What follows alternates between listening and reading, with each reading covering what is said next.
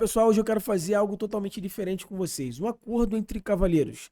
Eu peço simplesmente que você assista esse vídeo até o final. Eu não vou ficar pedindo like para você seguir, a não ser agora, né? Então faça isso porque isso ajuda bastante a gente entregar cada vez mais esse conteúdo, mas agora daqui para frente eu quero tentar dissipar o ruído de curto prazo da sua cabeça e mostrar todo o movimento que eu estou enxergando de ciclo do mercado.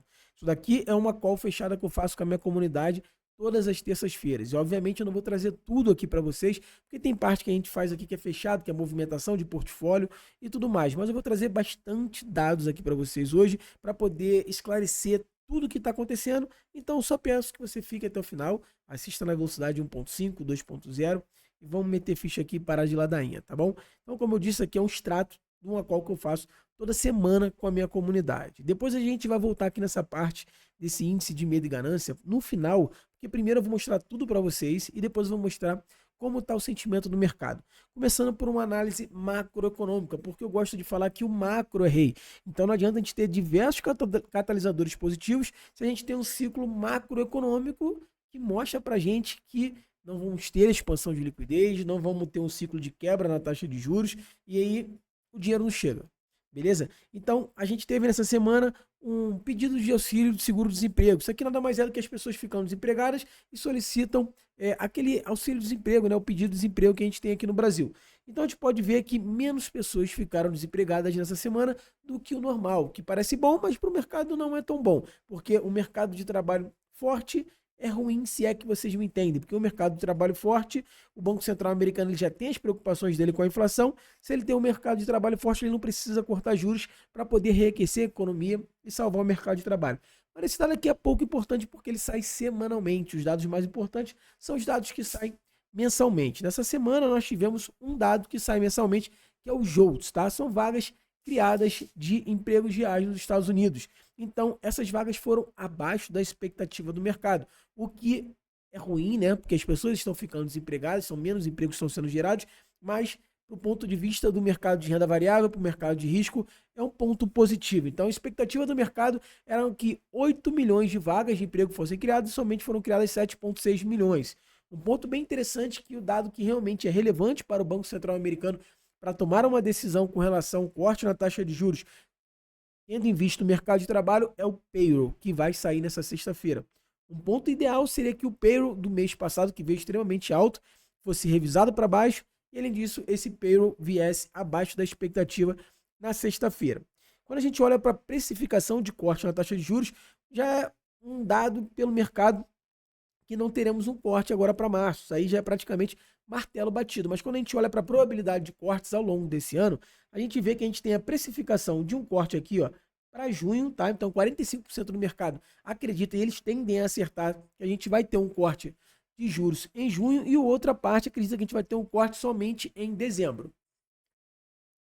É claro que esse cenário aqui muda, é por isso que eu acompanho semanalmente com a minha comunidade todo esse cenário, tá? E a gente precisa acompanhar. Com certeza, quando saírem os dados do payroll, isso daqui pode mudar alguma coisa para melhor ou para pior ao longo dessa semana. Quando a gente vem aqui para a possibilidade de recessão, já é bem baixa a chance de os Estados Unidos entrar em uma recessão. Claro que tem toda essa guerra tarifária que está acontecendo agora com o Donald Trump, mas olhando dados que temos hoje, a possibilidade do mercado de trabalho entrar em uma recessão é de 27%. Agora, o ponto bem interessante aqui é que o Truflation, ele é um indicador da inflação em tempo real. Então, quando o Fed, que é o Banco Central Americano, ele utiliza o CPI e o PCE, que são dados que saem mensalmente. Então, esse dado aqui, ele traz a inflação, claro, usando os indicadores relativos a esse dado, em tempo real. Então, ele mostra aqui, ó, que a inflação por parte do governo está sendo anunciada em 2,9.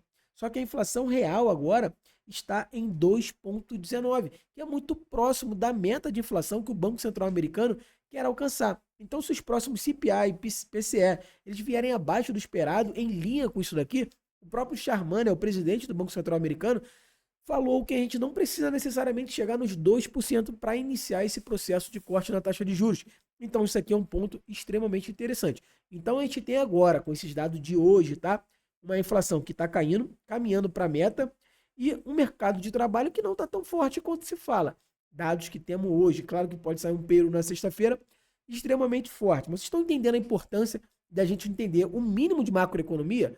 Eu não sou nenhum economista formado, mas ter uma ideia geral da macroeconomia vai te ajudar a entender sobre o fluxo do dinheiro. E semanalmente eu acompanho isso com a comunidade para a gente saber o melhor momento de se posicionar ou não estar posicionado.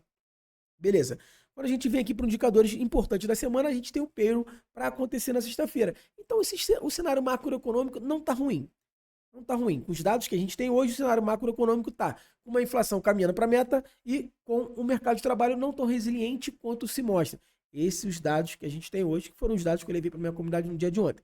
Agora a gente vai olhar alguns dados on-chain para entender catalisadores, narrativa, para onde o ciclo está andando, se a gente ainda tem gordura para queimar, se a gente ainda tem mais chão para andar no ciclo ou se o ciclo realmente está acabando.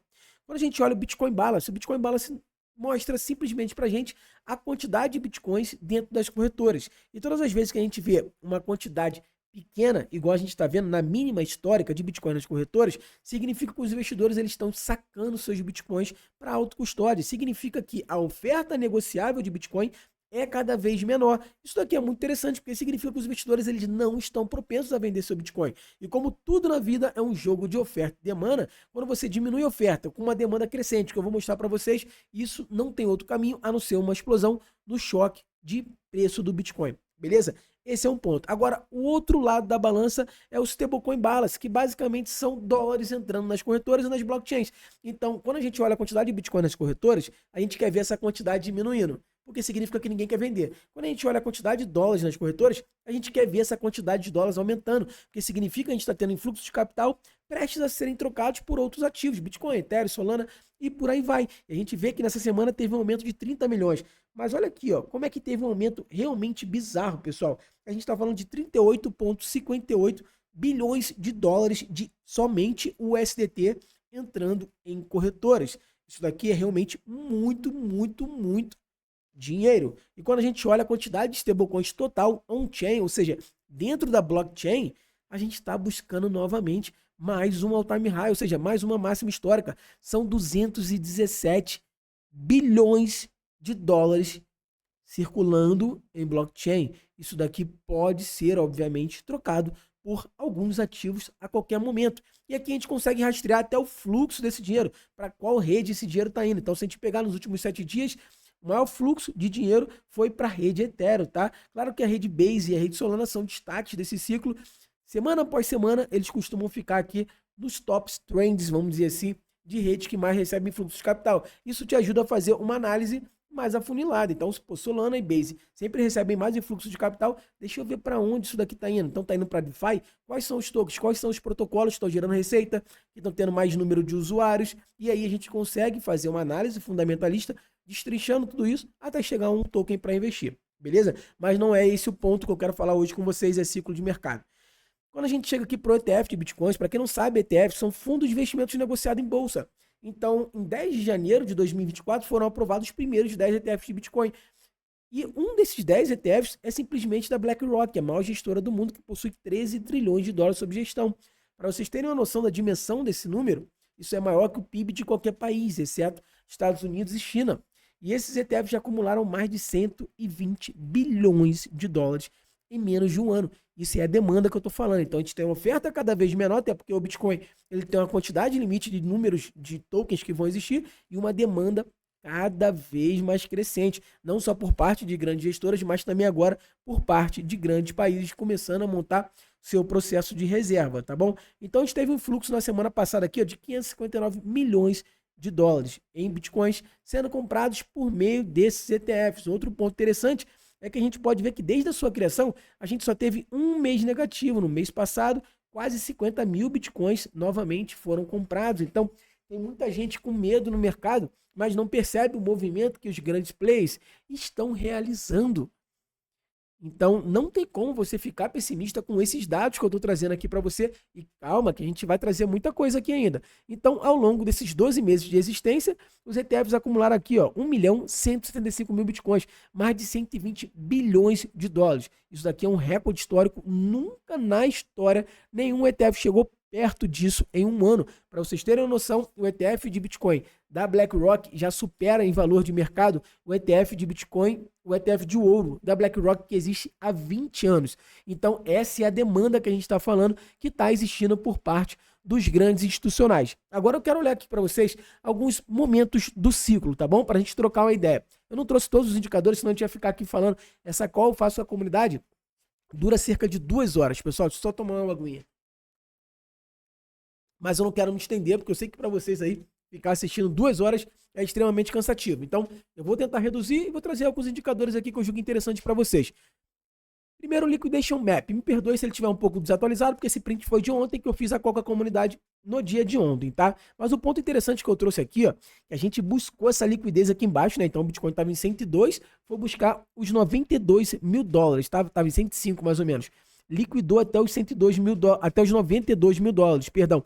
Eu queria que essa liquidação tivesse buscado essa liquidez aqui nos 90 mil dólares, porque tem essa liquidez aqui para ser buscada e não é irrelevante. Pode ser que não? Pode, mas tem grande chance da gente buscar essa liquidez, o que na minha opinião vai ser uma oportunidade, não vai ser aquele momento que a gente vai ficar parado aqui. O Bitcoin ele bateu aqui e na mesma hora já subiu por 102 mil dólares, tá? Então isso daqui é só uma vela de liquidação e vem buscar aquela liquidez abaixo para liquidar quem está apostando contra ou a favor do mercado, dependendo aqui se ele está shortando, liquidando para cima ou para baixo. E rapidamente ele já recupera, não dá nem tempo de você comprar. Mas o ponto interessante é que a maior zona de liquidez está aqui acima dos 106, 107, 110 mil dólares. Então, inevitavelmente, a gente vai revisitar esses valores. Inevitavelmente, a gente vai buscar, na minha opinião, os 120, 150 mil dólares. A gente tem muito para ir naquela região. Uma boa região de confluência e para ser defendida, essa região aqui, ó, justamente de 90 mil dólares, que a gente mostrou aqui. Por quê? Isso aqui é o preço realizado short time hold, aquele investidor de curto prazo, aquele cara que age de forma emocional e não de forma racional, aquele cara que vende toda hora no medo, mas ele compra quando tudo está subindo, na extrema euforia. Então esse cara tem um preço médio dele hoje em 91 mil dólares. Uma vez que o preço cai abaixo do preço médio dele, ele começa a entrar em pânico, ele começa a ficar desesperado. Suponha comigo que você comprou Bitcoin a 91 mil dólares, ele bateu 100 mil dólares e você não vendeu. Você é uma sardinha desgraçada do mal que entrou agora no mercado, não entende nada e só fica agindo pelo sentimento. Claro, não os membros que vão entrar na comunidade, porque lá vocês vão ter acesso a tudo isso toda semana. Então, você comprou 91, bateu 100, você, caraca, lua, irmão, quase 10% de valorização. E aí, de repente, você devolve todo o lucro e entra no prejuízo, o Bitcoin está 89 mil dólares. Você entra em desespero, mas você não realiza. Mas você vai ficar pensando o quê? Cara, esse mercado não é para mim, isso aqui é muito volátil. No primeiro momento que ele bateu 91 mil dólares, que é o seu preço médio, você vende para sair no 0 a 0. Então, isso aqui acaba se tornando uma grande resistência. É interessante o preço do Bitcoin defender essa região para depois vir buscar novas máximas históricas, tá? O evento que a gente teve nessa semana foi a maior liquidação da história. Então, aqui na CoinGlass, ela marcou 2 bilhões de dólares sendo liquidado, mas a verdade é que foram mais de 10 bilhões de dólares, mas eu não quero entrar nesse mérito aqui com vocês, que eu não acho que é importante para o que a gente está falando. Quando a gente olha o M2, que é o índice que mede a liquidez global, só um disclaimer aqui, o Bitcoin ele é o ativo mais correlacionado com esse indicador de liquidez global. Cerca de 95% do tempo do Bitcoin ele está correlacionado com esse indicador de liquidez global. O que isso significa? Toda vez que a gente tem o M2 aumentando, o Bitcoin está buscando novas máximas históricas. A gente está vivenciando um processo de expansão monetária. E toda vez que a gente tem o M2 caindo, a gente está vivenciando um processo de contração econômica. Então o Bitcoin tende a cair. E a gente passou por uma grande fase de expansão e depois a gente teve um hiato, uma fase de contração econômica. Foi essa entre safra, né? Da primeira onda para a onda que a gente está prestes a vivenciar agora no mercado novamente. E aí o mercado deu uma sofrida, ficou lateralizado, aquele mercado chato, igual tá ficando agora, né? Um pouco lateralizado. Mas o fato é que essa liquidez global, ela voltou a aumentar nas últimas 2, 3 semanas, o que é extremamente bullish para o mercado. Perceba que toda vez isso aqui de verde é liquidez, né? Toda vez que a gente tem essa liquidez crescendo, a gente está buscando topos de bull market, topos de bull market. Em momentos que a liquidez ela está despencando, a gente está em contração monetária e estamos em momento de bear market, ótimos momentos para comprar, diga-se de passagem. E quando a gente olha aqui, depois desse breve ato de 2023 para 2024, agora esse M2 norte-americano, tá? Ele voltou a aumentar em 3,90%, beleza? Então isso aqui é um indicador muito positivo e aqui mostra para a gente claramente, né? Então M2 aumentando, topos de ciclo, M2 aumentando, topos de ciclo, M2 aumentando, topos de ciclo, M2 na mínima, bear market, M2 na mínima, bear market, M2 na mínima, bear market. Então, esse é o ativo mais correlacionado com essa liquidez global. Aqui eu trago para vocês a relação do Bitcoin e o dólar também, porque um dólar forte ele não é favorável para o Bitcoin. Mas o dólar, quando ele se enfraquece, ele começa a perder valor, o Bitcoin tende a ganhar preço, a ganhar relevância frente ao dólar. E a gente está começando a vivenciar exatamente esse movimento, né? Então, a gente estava com essa correção aqui, ó, do dólar perdendo força, e aí a gente teve todo aquele movimento de tarifas, né, de taxações pelo presidente Donald Trump, e aí o dólar começou a ganhar força novamente. Só que ele já está perdendo e hoje está até menor isso daqui, está bem aqui embaixo, está em 107 baixo, um dos menores índices dos últimos, vamos puxar aqui, ó, quando que bateu mais ou menos, ó. Então tem bastante tempo, 1 mês, 2 meses, que a gente não revisitava essa região. Então isso aqui é um outro catalisador muito importante que mostra pra gente que a gente tem um ciclo para surfar de alta do mercado. Quando a gente olha o movimento dos long term holders, que é justamente o contrário do short term holder, né? Short term holder é aquele investidor que age de forma emocional, ele vende no medo, ele compra na euforia. Esse camarada aqui ele faz exatamente o contrário, ó. A faixa de preto é o preço do Bitcoin. E essa parte de azul é a quantidade de Bitcoins que eles possuem, que chamamos de supply, tá? Percebam que quando o preço está baixo, eles têm muito Bitcoin. Preço sobe, eles vendem. Preço cai, eles compram de novo. Preço sobe, eles vendem. Preço cai de novo, eles acumulam. E assim ao longo do ciclo todo. Então, 2022 para 2023, eles acumularam o tempo todo. O preço foi buscar novas máximas históricas. Eles realizaram, se você ver o gráfico do Short Time Hold, é exatamente o contrário disso aqui. Eles estão comprando aqui, estão comprando aqui, estão comprando aqui, estão comprando aqui, quando esses camaradas que entendem, que agem de forma racional, estão vendendo. O ponto é que nessa semana eles acumularam mais de 36.400 bitcoins, enquanto o short term hold venderam exatamente essa mesma proporção. Mesmo a gente estando num momento de alta, que é a parte onde esses camaradas eles estão realizando lucro, quando a gente tem um FUD, um medo, dúvida, incerteza, onde os investidores de curto prazo começam a vender no medo, eles aproveitam para acumular preços mais baixos, porque eles sabem que daqui a pouco eles estão revendendo isso daqui para esses short term holders que vão voltar para o mercado quando o preço do Bitcoin voltar a saltar acima de 120 e por aí vai. Eles são atraídos totalmente pelo preço do Bitcoin e é isso que acontece, né? Em movimentos de alta, esses caras compram tudo, né? O short term hold, em movimentos de baixa, eles vendem tudo. Eles fazem exatamente o oposto do que é para fazer dentro do ciclo. Um ponto bem interessante também é quando a gente olha o MVRV Z-Score, tá? Basicamente ele mostra aqui o lucro dos investidores. E quanto maior essa diferença, significa que o lucro desses caras estão maior. E quanto maior o lucro, maior o incentivo para realizar lucro, botar dinheiro no bolso. Então, historicamente, um ponto excelente de realização que marcou o topo de ciclo foi quando esse indicador passou do 7. Mas perceba que a gente tem um retorno sempre decrescente, porque essa é a teoria dos retornos decrescentes, isso aí é natural para tudo na vida.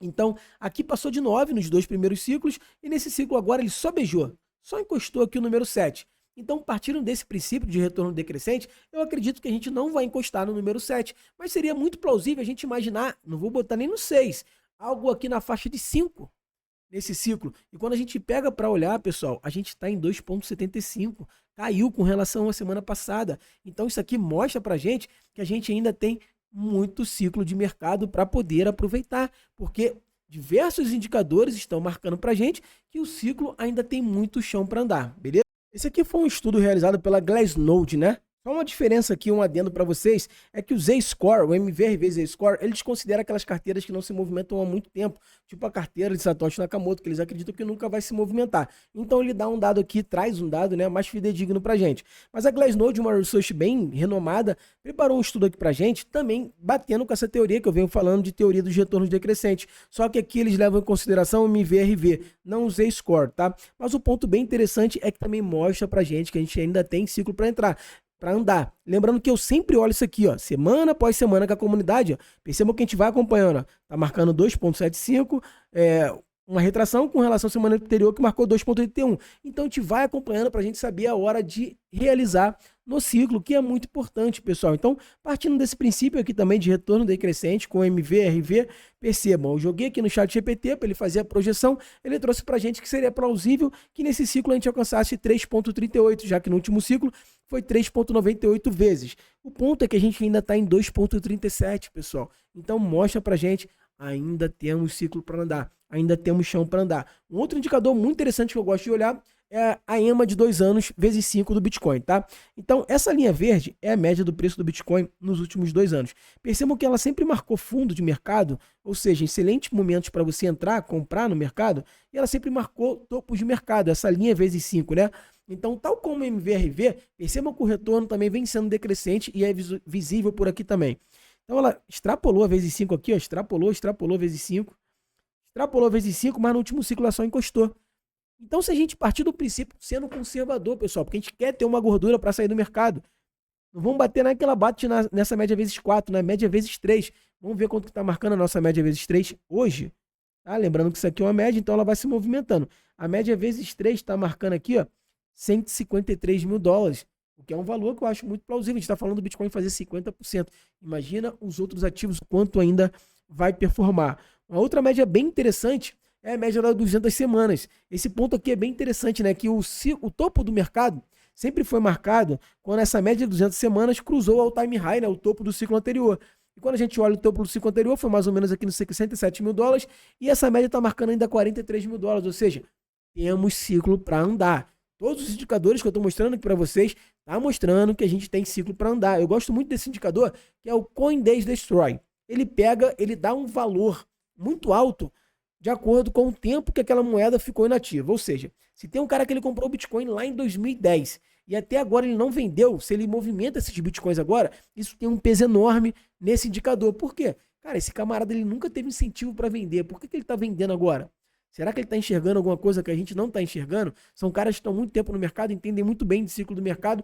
Para eles venderem, isso aqui precisa estar extremamente vantajoso. Percebam que todas as vezes que eles venderam, ó, esse indicador passou de 4 aqui, ó, vermelhão, topo de ciclo, ó, passou de 4, encostou no 4, passou do 4, tá? E perceba quanto que esse indicador está marcando agora, pessoal. 1,04. Vamos jogar uma gordura aqui, foi o que eu faço com a comunidade. Vamos supor que esse indicador bata 2,9, um índice que ele só alcança 5% dos tempos da história dele de existência do Bitcoin. Seria um ponto bom de realização com muita margem ainda, porque ele sempre passou de 4 na hora de pico do mercado. A gente está em 1,04, menor do que a semana anterior. Lembra que eu falei que eu avalio isso aqui toda semana com a comunidade? Que era 1,25. Ou seja, temos muito tempo de mercado. Eu tenho um estudo aqui de out-season, que eu tenho uma teoria diferente, eu acredito sim que a gente vai ter aquela out-season, e eu vou trazer um estudo para vocês só sobre a out-season depois, porque a gente precisa perder um tempo só falando sobre isso. Quando a gente olha o indicador do varejo, o indicador de varejo, ele mostra muito bem pra gente topos de mercado, tá? Porque o varejo, como eu falei para vocês, é o short term hold, esse camarada ele é atraído pelo preço, ele chega movido pela ganância e na primeira queda ele sai do mercado porque ele não está acostumado com a volatilidade do mercado. Então, esse indicador aqui de app da Coinbase, né, se ele está entre os mais baixados, ele é um bom indicador porque no último ciclo esse app ultrapassou até mesmo o TikTok, ficou em primeiro no mundo, tá? E quando a gente olha agora, ele está em 103, pessoal. E entre os apps de finanças ele está em 10º, ou seja, ainda falta o varejo entrar no mercado. Quando a gente olha a pesquisa por Bitcoin no Google, percebam que ela alcançou 100 aqui, ó, e agora nesse momento ela está marcando 39. Ela está bem lateralizada e caindo aqui. Então, o varejo ainda não está pesado no mercado. Quando a gente olha as transações de retail, que é o quê? Transações até 10 mil dólares, que é o varejo no mercado, a gente vê que eles estão aqui, ó, no topo do mercado, olha aqui, ó, vendendo desesperado, comprando e vendendo desesperado, ó, no topo de mercado. Agora, como é que tá? Safe, então o varejo ainda não entrou. Tudo isso aqui é indicador de quê? Não estamos perto do topo do mercado. Um outro ponto bem interessante é aqui que ele mostra também, ó, o retail dentro da rede. Então eles foram expurgados na última queda e agora estão tentando voltar para o mercado para recomprar mais caro os bitcoins que eles venderam para os long term holders, beleza, pessoal? Agora eu quero entrar só em alguns tópicos aqui que é a sazonalidade. Cara, eu acho impressionante como os ciclos eles são bem parecidos, né? E se a gente pegar esse ciclo de agora, ele está muito parecido com o ciclo de 2017 e 2018. Se realmente o ciclo se repetir, a gente tem tudo para vivenciar agora esse momento aqui, ó, mais eufórico do mercado, esse momento dessa pressão de alta mais forte do mercado. E quando a gente olha para o mercado, ele está fazendo um movimento de lateralização muito parecido com o que a gente viu na última parte do ciclo. Percebam que até a valorização, né, do fundo do mercado, até esse mesmo momento, quando a gente olha o ciclo de 15 e 18, é muito parecido. Ó. O Bitcoin tinha se valorizado 600%. Depois ele teve essa corrida exponencial, né? Essa parte aqui, ó, de azul. E quando a gente olha para agora, ele valorizou 622%, só um pouquinho mais que no ciclo de 15 a 18. Agora os próximos catalisadores, tá? Primeiro, fim do aperto quantitativo por parte do Fed, ou seja, injeção de liquidez na economia. Isso daqui foi a destrave para a gente ter a out-season do ciclo passado. A adoção por parte das grandes empresas. Então, a gente está vendo esse movimento do FOMO, medo de ficar de fora das grandes empresas. Então, diversas grandes empresas estão se alocando em cripto. Então, saiu esse relatório agora recentemente, que é o F13, se eu não me engano, que As empresas elas mostram por meio dos seus balanços onde elas estão investindo. E a gente teve um aumento aqui ó, de 350 empresas investindo em bitcoins por meio dos ETFs, principalmente o ETF da BlackRock, que é esse BIT aqui, ó, teve um aumento de 40% do último trimestre do ano passado. Eu acredito que agora, no começo do ano, a gente vai ter um aumento ainda maior por causa da clareza regulatória envolvendo o governo de Trump. Quando a gente olha aqui a evolução de reserva estratégica por parte das nações, a gente já tem países relevantes, tá? Nessa corrida para montar a sua reserva estratégica. Isso daqui pode jogar o Bitcoin para outro patamar. A gente está falando de uma pressão de compra extremamente absurda por parte dessas grandes empresas, né? Grandes países, tá? Corte na taxa de juros, tá? Isso aí vai depender muito do payroll. E aí, revisão do payroll, que vai sair sexta-feira, né? Revisão do payroll que saiu mês passado, que foi extremamente forte, não foi bom para o mercado. E um payroll fraco esse mês. E anúncio por parte dos Estados Unidos referente à indústria, tá? Então o mercado cripto ele é viciado em dopamina. No dia de ontem estava todo mundo na expectativa que fosse anunciado a reserva estratégica de Bitcoin, mas o Donald Trump deu um prazo de 90 dias para isso. E aí já transcorreu-se 10 dias, então a expectativa é que em 80 dias essa reserva estratégica seja montada por parte dos Estados Unidos, que é um grande catalisador. Então a gente tem pouco mais de 2 meses antes disso explodir de uma forma tão parabólica, tá? Eu acredito até que isso aí vai acontecer antes, porque o mercado sempre precifica. E aí, pagamento de credores da FTX, uma corretora que quebrou em 2022, vai devolver parte do seu dinheiro agora para os credores. Isso daqui tende a fazer uma parte desse capital voltar para o mercado. Então, é pressão de compra. E aí a gente teve a primeira entrevista, né, do comitê, uma força-tarefa para cripto que Donald Trump montou, e foi muito otimista, tá? Apesar de eles não anunciarem já uma reserva estratégica, eles anunciaram toda uma regulação para cripto, o que tende a trazer cada vez mais grandes instituições para dentro do mercado cripto. E aqui o César das criptomoedas do presidente dos Estados Unidos diz: a primeira coisa que o presidente nos instruiu a fazer foi explorar uma reserva estratégica de Bitcoin. Então, eu acredito que dentro desse prazo de 80 dias vai sair alguma coisa daqui. E a SEC, né, que é a Comissão de Valores Imobiliários dos Estados Unidos, que sempre foi uma pedra no sapato dentro do mercado cripto, lançou uma lista de prioridades muito voltada para questões pró-cripto. Então, a gente está vivenciando movimentos extremamente bullish, extremamente positivos do mercado. E aí, agora eu quero voltar aqui, ó. E hoje está até menor. A gente está vivendo todas essas coisas positivas do mercado, e o sentimento do mercado hoje, deixa eu puxar aqui para vocês, ele caiu. As pessoas estão pessimistas, mesmo com tanta coisa boa. Ele está em 54, ó. Se a gente olhar lá no CoinMarketCap, ele está marcando até menos, quer ver? No CoinMarketCap ele usa outros indicadores, ele vai estar mostrando ali próximo de 40, ele vai estar marcando medo, tá? Então aqui, ó. Cadê? 38 de 100. Então o sentimento do mercado está marcando medo. Isso na gente em um momento de bull market com centenas de catalisadores muito positivos. Então eu não consigo ficar pessimista em um momento como esse. Um outro ponto interessante que eu queria bater com vocês é a dominância do Bitcoin. Muita gente acredita, não vai ter um momento das altcoins porque a dominância do Bitcoin ela está explodindo. Percebam que no ciclo passado, pessoal, a gente teve esse movimento aqui, ó, desde julho de 2019, que a dominância do Bitcoin ela vinha caindo, ó. Vinha caindo. E aqui, ó, em julho de 2020, um pouquinho depois de julho de 2020, a dominância do Bitcoin, ela deu esse repique feroz, ó. Subiu muito forte. Então ela buscou uma nova máxima, tá vendo? No ciclo, para depois ela desabar e a gente ter o momento das altcoins. E aí agora o ciclo se reiniciou, ela espocou aqui, ó, subiu pra caramba. E aí depois, ó, mais ou menos aqui no final do 24, vamos botar, ela teve um all-time high e ela começou a cair, ó. Começou a cair, e agora ela teve um spike muito parecido com isso daqui. E aí a gente pode ter esse movimento aqui, ó, se repetindo, com essa dominância caindo. Não acredito que ela vá cair tanto, mas acredito que ela vai cair ao ponto da gente ter um surf bem legal nas altcoins, tá? Então, os movimentos dos ciclos estão bem parecidos, pessoal. Era isso que eu queria trazer para vocês, tá? Lembrando que isso aqui é uma call que eu levo toda semana para a comunidade, e aqui no final a gente pega as alterações que a gente fez no portfólio, tudo que a gente comprou, tudo que a gente vendeu, por que comprou, vendeu, percentual que isso representa no portfólio, mas eu não aviso isso só uma vez por semana. Então lá nos nossos grupos do WhatsApp, Telegram, eu aviso isso instantaneamente no momento que eu faço essas trocas, tá bom? Então, quem estiver considerando entrar para a nossa comunidade, na terça-feira, às 20 horas, no dia 11, nós vamos fazer uma masterclass aqui no canal, chamada Multiplicação Cripto. Mesmo que você não tenha interesse em pertencer à comunidade, é interessante que você venha, porque lá eu vou mostrar exatamente tudo que eu estou fazendo para surfar esse momento que eu mostrei para vocês, que eu estou enxergando, e como você identificar também os melhores airdrops, que eu acredito que seja, tá?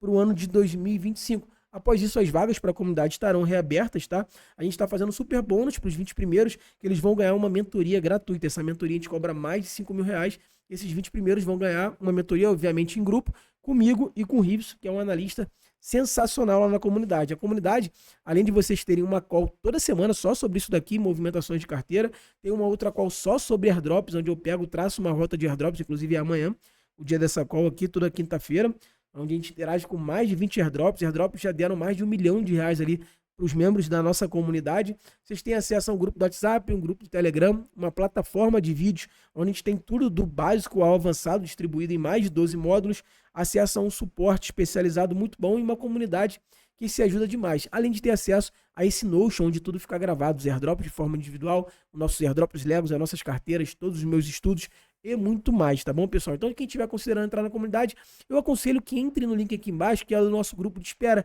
para você ter a chance de ficar entre os 20 primeiros, tá bom? Tamo junto, fiquem com Deus e espero vocês aqui na sexta-feira. Tem mais um videozinho aqui para vocês. Tamo junto, fiquem com Deus.